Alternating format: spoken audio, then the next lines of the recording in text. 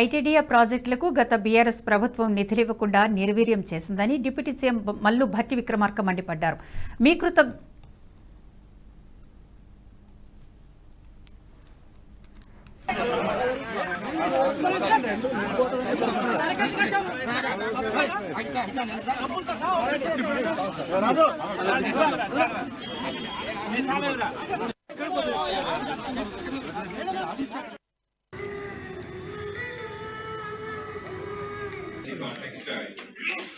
Now request you for further details.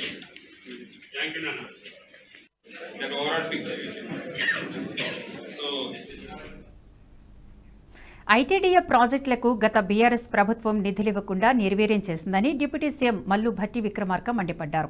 మీకృత గిరిజన అభివృద్ధి సంస్థ ఐటీడీఏ భద్రాచలం పాలక మండలి సమీక్ష సమావేశానికి ముఖ్య అతిథిగా హాజరైన భట్టి ఈ సందర్భంగా మాట్లాడుతూ 2014 నుంచి 2023 వరకు అధికారంలో ఉన్న గత బీఆర్ఎస్ ప్రభుత్వం ఐటీడీఏ ప్రాజెక్టులకు నిధులు ఇవ్వకుండా నిర్లక్ష్యం చేసిందన్నారు.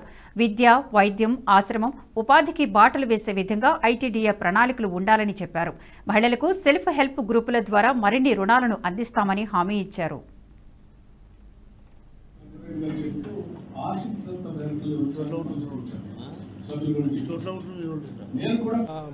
మిగతా మహిళా ఉద్యోగస్తులందరికీ కూడా ప్రతి నెల జీతాలు టంచన్గా అందేటువంటి కార్యక్రమాన్ని చేపట్టబోతా ఉన్నాం. ఇప్పటికే మొదలుపెట్టాం.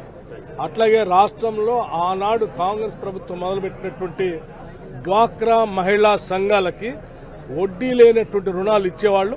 గత 8 సంవత్సరాలుగా ఆ వడ్డీ లేనటువంటి రుణాలు మహిళలకి పూర్తిగా బంద్ చేశారు. మళ్లీ తిరిగి ఇందిరమ్మ రాజ్యం వచ్చింది కాబట్టి ఇందిరా క్రాంతి పథంలో సెల్ఫ్ హెల్ప్ గ్రూప్స్ మెంబర్స్ గా ఉన్నటువంటి డ్వాక్రా సంఘాల మహిళలందరికీ వడ్డీ లేని రుణాలు ఇచ్చేటువంటి కార్యక్రమాన్ని తిరిగి ప్రారంభిస్తున్నామని చెప్పడం కూడా స్పష్టంగా జరిగింది.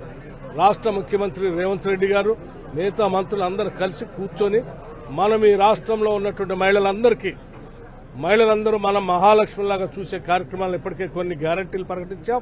ఆ గ్యారంటీలతో అందుకే రాష్ట్రంలో ఉన్నటువంటి సెల్ఫ్ హెల్ప్ గ్రూప్ మెంబర్స్ అందరికీ ఇదే భద్రాచలం శ్రీ సీతారామచంద్ర స్వామి దేవస్థానం నుంచి ఒక మంచి శుభవార్త చెప్పాలనేటువంటి ఆలోచనతో వడ్డీ లేని రుణాల్ని తిరిగి మహిళా సంఘాలు.